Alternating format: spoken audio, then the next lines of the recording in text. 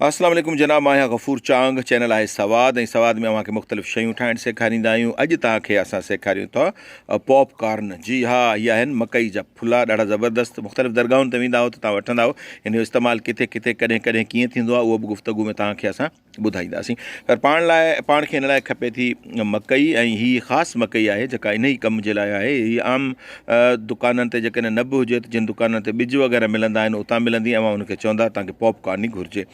उन खां सवाइ जनाब पाण खे खपे थो आयल, ऐं आयल ते मां हमेशह चवंदो आहियां का बि कंप्रोमाइज़ न आहे। बहितरीनु क़िस्म जो आयल ई घुरिजे थो। असांखे खपंदो लूणु, ऐं लूण जो मिक़दारु हिन में बिल्कुलु थोरो हूंदो, तव्हां पंहिंजे ज़ाइक़े जे हिसाब सां विझंदो।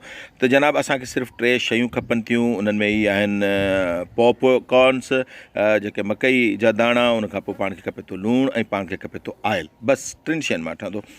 जनाब पाण खणंदासीं हिकिड़ो पेन, ऐं पेन में पाण विझंदासीं कुझु आयल। आयल असांखे एतिरो विझणो आहे जो असांजा बिल्कुलु इन में पुसी वञनि, जेके असां पॉपकॉर्न ठाहिण जे लाइ जेके शयूं इन में शामिलु कंदासीं। आयल में विधोसीं लूणु, ऐं उनखे मिक्स कयूं था। असां चाहियूं था त असांजे पूरे आयल में लूणु जेको आहे फैलिजी वञे। चेक कयूं था हीउ गरम थियो आहे, कीअं आहे, बाहि फुल आहे। हीअ जॾहिं गरम मूं महसूसु कयो त हिन में पाण हीअ तक़रीबन मुनी प्याली खनि आहे मकई जे उन्हनि दाणनि जी, जेका पाण हिन में शामिलु कई आहे। उनखे गॾायूं था त जीअं हीअ उन सां मिक्स थी वञे। हीअ तव्हांखे वेझड़ो करे ॾेखारियूं था। ॾिसो, हिन में न को तमामु घणो आयल आहे, ऐं न को थोरो आयल आहे। हीअ बिल्कुलु पुसी चुका आहिनि, ऐं पंहिंजे बाक़ाइदगी सां का बि ज़री जेका आहे हिननि दाणनि मंझां रहियल हिन में न हूंदी। पाण चङी तरह हिनखे घुमाईंदासीं। बदस्तूर असांजी जेका आहे उहा तेज़ रहंदी। जे सफ़ा तेज़ तव्हां सम्झो था आहे त थोरो मामूली क़िस्म जो हुनखे घटि बि करे सघो था, पर हीअ हाई फ्लेम ते ई ठहण वारी शइ। पाण हिनखे सेट करे रखूं था, ऐं बिल्कुलु हाणे देरि न आहे। हीअ सॼो तयारी जो मरहलो अची वियो आहे। 2-3 मिंट ई लॻंदा। हे ॾिसो, पहिरियों धमाको थी वियो। जी हा, ऐं जनाब हीअ ठहणु शुरू थी विया आहिनि।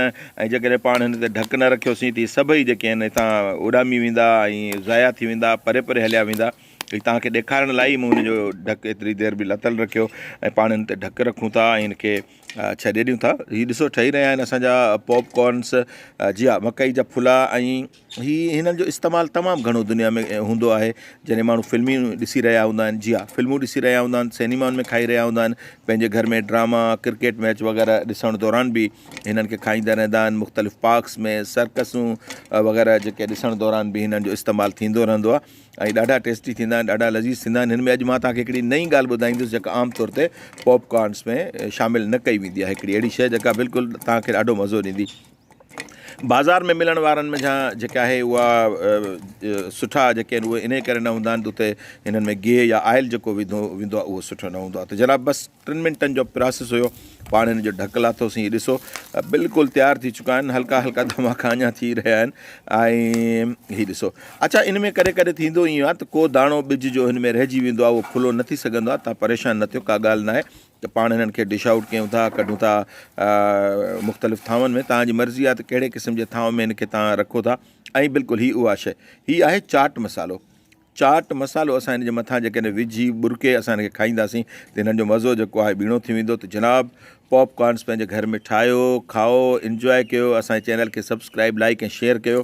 ॾिसंदा रहो, ऐं इनशाला तव्हांखे ज़बरदस्त रेसिपियूं तव्हांखे ॾींदासीं। इजाज़त ॾींदा गफ़ूर चांग खे।